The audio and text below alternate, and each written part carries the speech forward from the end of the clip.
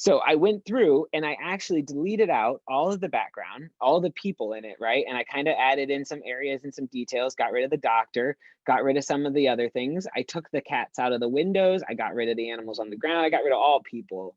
And then what I also did is I kind of cut this world along this zigzag and then cut the houses out so that we could have the city on one side and then the other on the other side, because this is where Crazy Pants Striped Dance, or Striped Pants Crazy Dance, happens.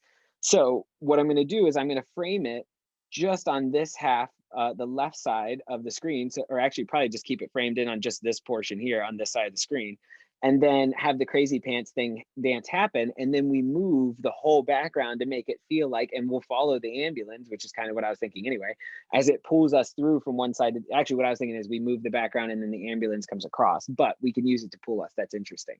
In addition, okay, so this is the background that I came up with for this. Also kind of this nice idea of daytime fading into nighttime so that we'll only see half at a time and it feels like a transition of time as we go by from one side to the other, okay? So what I need to do now is I got all of my assets cut out. I've got all the characters and things that I'm going to be using for this. I have them cut out. And so now what I need to do is I need to get the van. The van is the last one for me to do. So what I want to do is I'm just going to step through how I would do this. So I'm going to label this. I'm going to write, double click that. I'm going to make this the ambulance. And then I'm going to come in and I'm going to erase around. I have my eraser tool set to 91% hardness, which is just kind of my favorite number to go with. That gives you just a bit of a soft edge. I can zoom in a little more so I can see this a little better, but I'm just going to be cutting out the ambulance.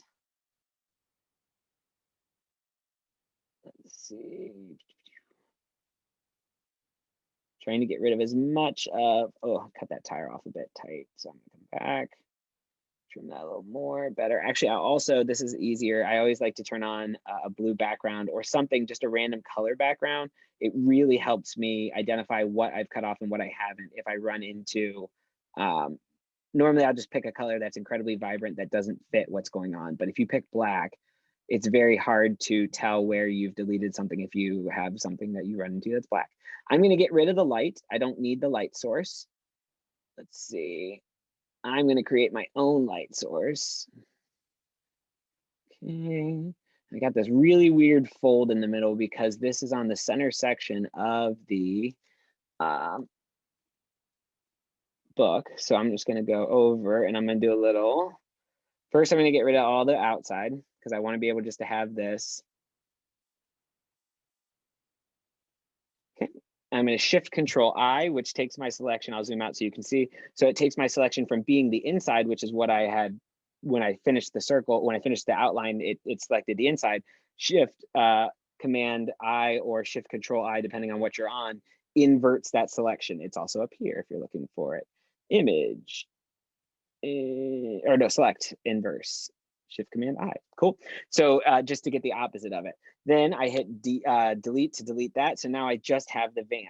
Now what I want to do is I'm going to Command T to get the shape of it. I'm going to put it on the center. These are little guides just to show you how these work. You can grab and create guides. If you just bring up the rulers, if you don't have them up, if you click on a ruler and you grab it, you can pull down a guide. These are fantastic if you're looking for consistency. If you have your words popping up and you actually have words like you're reading the words, you can set a line and every time the words are on that line. Whenever I'm doing like the Beyond Acting interviews or whatever like that, I have guides set up so I know where the frames need to fit so that they're consistent every single time. The guides will not print, they will not go to other things. They're just visible when you're working, okay? So in this case, I have my guides, click V, which is your selection tool. By hitting V, you can use that, which is what you want to grab those. But basically, I have them on the center of the page because that's what the anchor point is. So for a lot of things, the anchor point is going to be important. Let me set my van to looking like a normal van. And the anchor point's important because that's where everything happens. If you have something rotate, it will rotate on that anchor point. So if I have the anchor point here and I rotate my hand, it'll move my hand like this. If I have the anchor point here, it'll like move my hand around that spot. If I have it here, it'll be like a waving windshield, right? So the anchor point is important. You can move the anchor point, but I've gotten into the habit of setting up the anchor point so it's important to where it needs to be. More on that in a second. So first, what I'm going to do, I'm going to select, I'm going to hit W to have my magic wand selection tool. I'm going to select everything outside the space, right? Because I know everything outside the space is negative space. There's alpha space, there's nothing there. Then I'm going to Shift Command I to select the inside. Now I have the entire van selected, the ambulance selected. Now what I need to do is I need to get rid of this line. And the way that I'm going to get rid of this line is by, I'm going to come in with my pen, or I'm going to come in with clone stamping. All right, I hit S, which is the shortcut. If you hit Alt, hold Option or Alt, you can select what you want your spot to look like, right? So I'm going to go for a little bit bigger because I want to be able to cover this in kind of one pass. What I'm also going to do real quick, I'm going to hit L, which is my lasso tool. Wait, I have to, sorry, it's selecting this. Yes, I get it. Great. Select that. I'm going to hit L, which is my lasso tool, and I'm going to hold Option or Alt, and I'm going to literally cut out this person so that my selection is no longer including that person. So basically what happens now, while I'm in this selection, I do my clone stamp tool. I'm going to come in here. I'm going to select a spot. I'm just going to kind of pick a spot relatively close to it, but that's not part of the look. Then I'm just going to take it. I'm going to click and notice the check mark on the left, or the symbol on the left is where it's taking its sample from. Okay. So I also want to actually, I'm going to hit L to undo, or to go to my lasso tool. I'm going to hit Alt, and I'm going to take this little black line out of this as well, because I don't want this to be affected by what I'm going to do. And this is just fixing a thing that is randomly a thing. Like, this is just based on what I'm doing. This is something that I have to deal with, right? So if I hit S for my clone stamp, I'm going to get a little closer now. So now I'm going to work, and I'm going to just go over that area.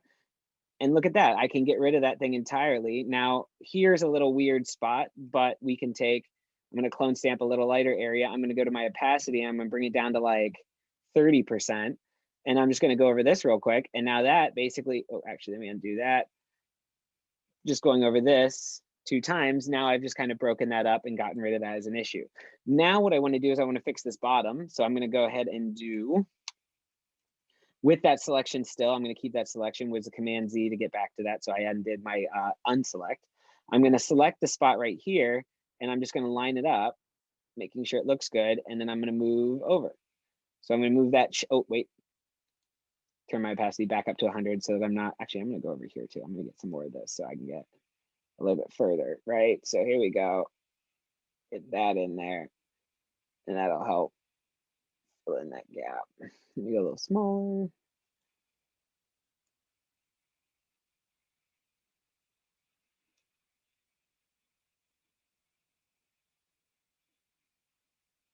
And we'll just add a little bit there just so we have that detailing. Cool. So now Command D to undo my selection. And actually what I'm going to do is on Command Z, I'm going to invert my selection so that I'm only working outside of the van, okay? Which means that this area is possible to work on now. Then I'm going to come in and I'm going to unselect anything outside this line. So I'm going to hit Alt, come in, unselect this. I'm going to come in, unselect this. So now this little area is what I can actually affect. So if I hit B, which is my brush tool, I have a little bit of a stipple brush brought up. I can just run it. I'm running it at low opacity because I'm trying to create false lines, but I can run it over this spot and fill in the gaps that the reflection got rid of. And then I hit Command D, and now we have our van, our ambulance, okay? So I just literally got rid of the imperfection on it and created the unit as it should be.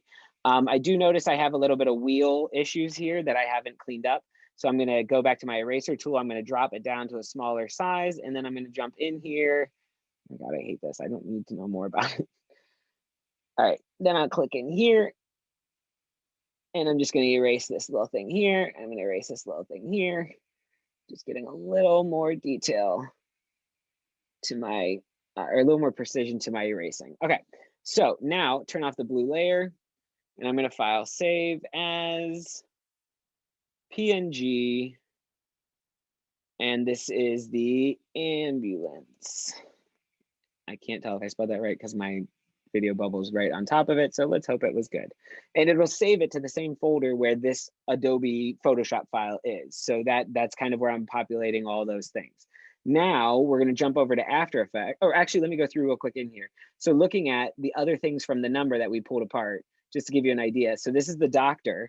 Notice the doctor's arm is right at the center. That means his anchor point is right here. So when I have him rotating, when I have him rotating back and forth, up and down, he's going to wave and he'll move. So it's like he's holding on to the van, but he'll be waving up and down like he's holding on to it, right? Then when I go to his scarf, which is in two, oh, and also I just deleted the scarf by doing exactly what I just did and getting rid of the actual scarf on him, keeping the neck piece because the neck piece is fine. That would stay consistent. It wouldn't be flailing. But then I have two scarf pieces. And again, the anchor point is where it touches his neck so that when it's waving in the wind. And I'm going to do a different waving effect to help it feel more like fabric. Same thing with scarf one. So these are two different things. So we have independently moving and the doctor himself is moving as the ambulance is driving by. And it's all going to be one little quick storyline. All right. So we only have 5 minutes left. So I'm going to go over these real quick. I also have a building cut out. And what this is for is so that I can add this as a layer on top of the existing building. And then I can put the window lover into that, in between the two layers, in between the background and that window. And now he can like bounce around behind the window, right? So now the cat can be waiting for the kisses to come up. And actually, even if I angle it, I can tip him in 3D to make it look like he's looking down or she's looking down at the squirrel or rat or whatever it is. The other cat in the other window, I thought it would be fun to have the cat's head turning. So basically, this is its body and I cut off its head separately and I set it up at a point so that when it's rotating, it will actually like kind of move. Actually, that's weird that it's where it's at. It should be, it should be there, which I'm gonna resave that real quick. And this is titled, and be as specific as you can with your titles to make it easier later. This is, I think it's cat, what is it? Window, no, what did I name it? Window cat head. So that's window cat 2 head, window lover is the other cat. Cool. So now that's saved and that's ready to go. So if I jump back to After Effects, let me see, let me get Zoom on board with that. Share. So when we're in After Effects, what I'm going to do is I'm going to animate right on this timeline. Okay, so I have all my files in here. So here are my scenes. So this is scene 1. This is the composition of the opening, which is this purple file right here. This is the character introductions. And underneath each one, I have the assets of what's in that scene. So the park background or the Natalie puppet or the Monica puppet. Then for this, I have the first poem base file, which is what we're talking about, all the base files for it. So here's the black cat, here's the building facade, here's Crazy Pants Guy 1, Crazy Pants 2, Doctor, first poem background, heart 3, heart 4, heart 1, heart 2, each individual heart put on the center and cut out. So each individual heart is now its own file. The orange cat that we have, the scarf 2, still biker, the still biker's arm, which I separated so we can put the arm behind it and it'll look like it's waving with the anchor point at the bottom of the arm so it waves and it doesn't wave from up here and like this is the person waving, right? The top, this is from a different, that's not in this scene, that's in the other scene. The umbrella girl and then wheel 1 and wheel 2. So basically you have the biker without wheels. It's just the biker holding the handlebars and you have the wheels separate with the anchors at the very center so I can rotate the wheels individually. Well, they'll go the same way. And then I can move the entire unit as one thing as it goes down the street playing with scale and stuff. And we'll talk about that too. And what I'm going to do is I'm literally going to create it right under the audio file because I know this is my portion of interest that the poem is. So we'll focus right in on that. And I'll actually like, you pull in these bars. And so basically you're working on just this section and I'll animate and then I'll take all those layers and I'll pre-compose it and put it into another layer. And that's what I did with these. And so this is all of the opening things. So there's all these Monicas in different versions. So this is Monica that's blurred, and then I change the blur to the background. So I switch a motion blur so that Natalie can come up and she's blurred and we don't see her. And then as we get to the background, as we get to talking, then we see her and the background's blurred. But basically, this entire composition, okay, this is that whole composition with the park background, right? And everything, Monica and everything, then that whole thing is just in here and it makes this file more digestible, right? I can look and see this is the opening, this is this. If I need to make changes to the opening, I'll double click it. And I'm using these little white transitions as my way in between scenes to just make sense of it and keep track of what's going on. Cool. So it's all about how you choose to break down your thing and your whatever project you're working on, you choose how you break it down and how you approach it, right? But basically, if you didn't make these pre-composed things, you'd have 10 layers and then 10 layers, and there's what, 15 scenes or something like that. So that's 150 layers in one folder, and that's just like your brain just explodes. Cool.